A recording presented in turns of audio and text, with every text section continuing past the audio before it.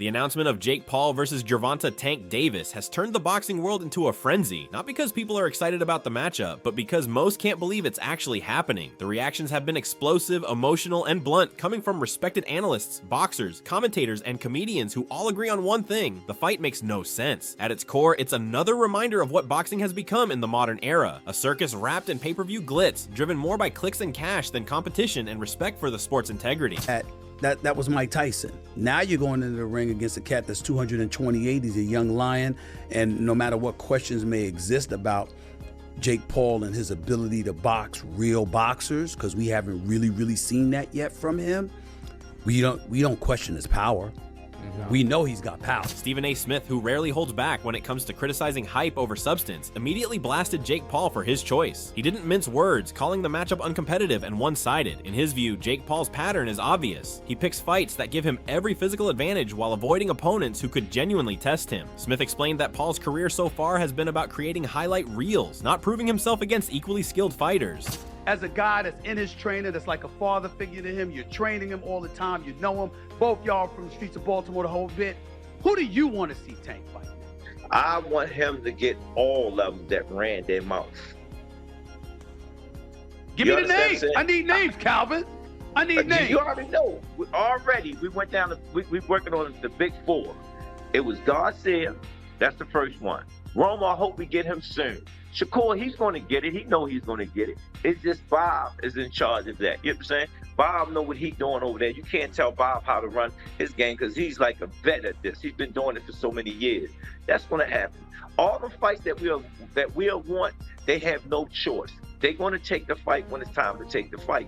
It's just right now, who's going to take the fight? Gervonta's longtime coach, Calvin Ford, however, had a different tone when asked who he wanted to see Tank fight next. He didn't shy away from naming names, saying he wants Davis to face every fighter who's spoken negatively about him. Shakur Stevenson, Teofimo Lopez, and others who doubted Davis's power were all called out. For Ford, it's not just about competition, it's about respect. He said the people who question Tank's dominance should step into the ring and feel what that power really is. To me personally, I want to see him fight a Garcia again. I want to see him fight a Teofimo Lopez, somebody like that that's got some power, somebody that has the potential to inflict some pain upon him, because I don't know if anybody can do it. And I've totally lost it with David Haney. After what I saw Ryan Garcia do to him, even though Ryan Garcia was a bit bold. Comedian and commentator Aries Spears took a brutally honest approach when giving his thoughts on the fight. He called it a circus, saying that boxing has turned into more of a performance than a legitimate sporting event. Spears, known for his comedic bluntness, said the matchup feels more like a pay-per-view stunt than a real contest. Yet even as he mocked it, he admitted that Davis's knockout power could end the show early.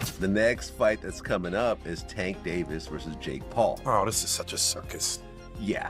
Look, according to BetOnline.ag, Gervonta Davis is favored -240, Jake Paul's +190. So more than twice the odds for Davis. Davis is a lot smaller, but he's a real serious fighter. I'm predicting a third-round knockout. Ooh. Third round knockout. He's out of there. Listen, I don't know what's the bigger joke, that fight or Tyson versus Floyd Mayweather. We'll talk about that in a second. We'll talk about that in a second. Yeah, this is honestly just disappointing. As a boxing fan, to just keep seeing these circuses happen over and over again. I don't know if the rumor's true, but I heard Floyd was talking about coming out of retirement to fight Crawford. Now that's got some panache to it. That'd be interesting. Yeah, but it would be. I think Floyd will end up taking a loss. Finally. That's the thing. Yeah. He'd mess up that record. Yeah. And I would respect him for it because we know how much he's tried to protect the record. Take the risk. This is what great fighters are supposed to do. Yeah, but it's interesting because people were saying that Terrence Crawford should retire because he's, 43-0 at this point? Okay. He's like 37 years old. I personally don't think But he's still got the goods, though. Oh, he's got the goods. Yeah, he's still got the goods. Because Canelo was a monster. Crawford had been dominating for a while. Right. And he had only had 2 losses, one of which was Mayweather, very early in his career. But this whole Jake Paul, Gervonta Davis thing, just because Gervonta was supposed to fight Roach. It was supposed to be a rematch because it was, I believe, a draw last time. Yeah. So you go and fight Jake Paul instead? I'm sure it's a much bigger bag. Yeah. I'm sure it's a much bigger bag. And clearly that's what it's about. It's the bag, you know? Yeah. Yeah, I mean, pretty soon they're gonna have Denzel Washington fighting somebody. Like, they're gonna start putting like old men. I mean, they've already putting old men in the ring. As long as before the fight, Denzel looks at his watch and goes, 16 seconds. I'm with it. Daniel Cormier, one of the most respected voices in combat sports, echoed the same sentiment, but with more technical reasoning. The former UFC champion expressed strong disapproval, saying that the fight has no real sporting value. He argued that Jake Paul's size advantage destroys any sense of competitive balance, making the outcome meaningless. Cormier pointed out that the physical gap affects everything: stamina, power absorption, and even the ability to defend properly. Wait, I thought it was 190. Dean, that's bad. Because you know what that tells me? That tells me that even he recognizes that he's too big for him. Yes. He recognizes that he's too big for him. I'm wondering how this even came about. It can't be that Gervonta Davis needs money. That can't be the reason why He's been a world taking this champion fight. so recently. How could he be broke? That's what I'm saying. Like, is he doing this for money? And then why? And how is even Jake Paul doing this when no one respects it? Like, But I Jake can't Paul- think of anybody that respects this. But Jake Paul has been able to carve out and make his own lane in boxing, and I've never seen anything like it, bro. He literally, I mean, we don't know what weight class he fights in any situation. We just don't know. He kind of makes his own rules. He makes his own rules. And it seems like people are playing by those rules. I remember a couple weeks ago, the WBC and the Jose Suleiman was very upset that he wasn't gonna be able to put the belt on the winner at Canelo versus Crawford. That's the thing that's happened since the beginning of the time. Those guys are very powerful in boxing, but with Zuffa boxing, it was almost like that power was getting stripped away. They were very disappointed. But how can you take those sanctioning organizations seriously when they are sanctioning this? That's my point. That's my point. That's why I think that this whole thing that we have, this boxing and this MMA argument and Zuffa getting into boxing, our argument is misplaced because things like this should not be happening. And the fact that boxing is allowing this to happen is an embarrassment to the sport. Yeah, I don't understand why. I talked about this before. Like, I didn't know why they were fighting because, I mean, Gervonta Davis's last fight was at 136 pounds. Carl Froch, another respected figure in the boxing world, was even harsher in his critique. Froch has never been afraid to speak his mind, and he called Jake Paul's decision a joke. He accused Paul of deliberately picking smaller fighters to maintain a physical edge and avoid real danger. Froch pointed out that if Paul truly wanted to prove himself, he would have gone after someone like Anthony Joshua or a legitimate heavyweight, not a man 4 divisions smaller. AJ, Eddie Hearn announced 99% done, which we've just spoke about. What next for AJ? Potentially Jake Paul. But it now looks like that Jake Paul is fighting one of Anthony Joshua's legs. He's fighting Gervonta Davis, somebody who's a quarter of his size. I don't even know what's going on. Has Eddie Hearn been played? Let me know what you think. But the AJ fight with Jake Paul's finished. Gervonta Davis, fake Paul, November. I don't know what's going on in the world of boxing. This is an absolute joke. What next for AJ? We'll get into this, and there's so many questions I want to get into in the next episode, but hope you enjoyed this one. And yeah, just thought I'd give you a quick update because the news has just come in and I'm just trying to relax and play a bit of golf, and I can't. I've got to get it off my chest. I'm going to add it to this video. Hope you enjoy it. Don't forget, if you haven't already, hit like, share and subscribe to the best channel in the business, Froch on Fighting. And we'll see you very soon. Jeff Mayweather added his voice to the growing criticism, calling the fight a mismatch that disrespects the division system in boxing. He explained that weight classes exist for a reason, to protect fighters from unfair and unsafe matchups. In his view, Davis's skill level might be higher, but Jake's natural size, reach, and strength give him an advantage that skill alone can't neutralize. Jeff said this kind of fight risks both the credibility of the sport and the safety of the athletes. To him, this wasn't boxing anymore. It was theater, and bad theater at that. It's kind of weird. Because Jake Paul is extremely bigger than Tank, and I mean, but with it being a exhibition, it makes sense. It's fine. He got a big name that he's going to be fighting, but I mean, it really makes no sense because he's going to be weighing over 200 and some pounds. Tank's going to probably be when maybe at the most 147, 150. So I don't even understand why the fight is happening. Tank Davis's involvement, meanwhile, has also raised eyebrows for another reason. Just months ago, Davis publicly said he had lost his passion for boxing, admitting to mental fatigue, depression, and burnout. There was even talk that he might retire, but now, with a massive payday on the table, he's suddenly back. Critics have connected the dots, saying this isn't about rediscovering love for the sport, it's about rediscovering love for the paycheck. Analysts have estimated that Davis could make upwards of $40 to $50 million from the fight, a number that overshadows any title defense or legitimate matchup he could take. Criticism for fighting Jake Paul, but yet at the same time, he is going to fight Jake Paul.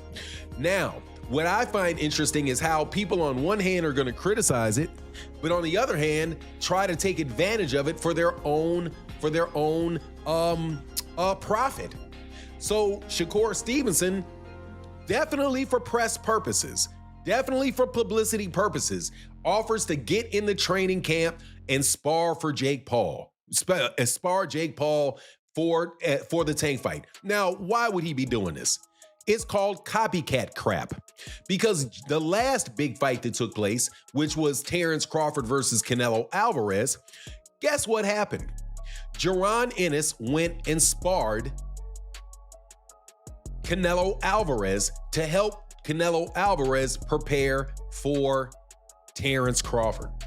So, do I think that that is coincidental? No, I do not. I think that it is trying to have your cake and eat it too. You are trying to complain and say Gervonta Davis is not a real competitive fighter, that this is a sideshow, freak show fight, but yet you want your name associated with it and you want to participate in it for your own good gain. Let me assure you that when Terrence Crawford said in an interview that he wouldn't fight Jake Paul, that's not a serious fight, and then they said, well, would you fight Jake Paul for $200 million? And he said, I'd be fighting Jake Paul. Some voices within the boxing community, though, see this as the inevitable result of a broken system. When real fights between top contenders get delayed for years due to contract disputes or promotional politics, spectacle fights fill the gap. They bring in money, generate headlines, and keep audiences engaged, even if the quality of the sport suffers. £5, bearing in mind, Tank Davis fights at 135.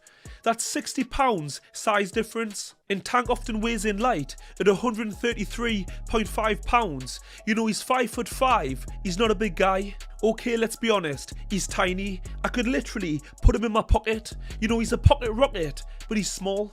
Yes, I know, I went too far. Let's move on. Jake's been fighting a cruiserweight, over 200 pounds. You know, he's 6'1". He's just a bigger guy, you know, a different beast. This is what Jake does. Love or hate him, he knows how to generate interest, get people talking, in his words, do the unthinkable. But guess what? People will tune in. What can I say? The guy's clever. He calls out AJ. The fight's looking likely. Everybody's outraged. Can't believe it. Then bang, he's fighting Tank.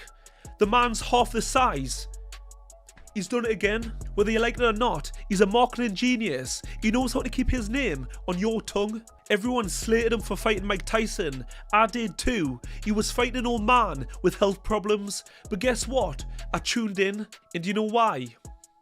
Because curiosity killed the cat, and I wasn't alone. 100 million plus people tuned in. Observers noted that even though the Jake Paul Tank Davis fight is widely condemned, it will still draw millions of viewers worldwide. Jake Paul knows exactly what he's doing, creating controversy that guarantees attention. Love him or hate him, people tune in. But yeah, that was that. This time, Jake Paul is to take on Tank Davis. Tank Davis, he was recently in the news for being arrested for a domestic violence incident involving one of his kids' mother. He was alleged to have slapped her about the place. The charges were later dropped, to be fair to him. But yeah, that was when he was last in the news. What is interesting is just a couple of months ago, Tank Davis was saying openly that he'd lost his passion for boxing and that he wanted time away from the sport. There was speculation that he might even retire, as he was experiencing extreme mental fatigue from boxing, depression, and there were mental health concerns over him. However, I guess the opportunity to earn a truck full of money, fighting a completely worthless exhibition fight against Jake Paul, was enough to make him change his mind about boxing. Funny that, isn't it? But you know what? I'm not even going to waste your time or mine critiquing this utter nonsense.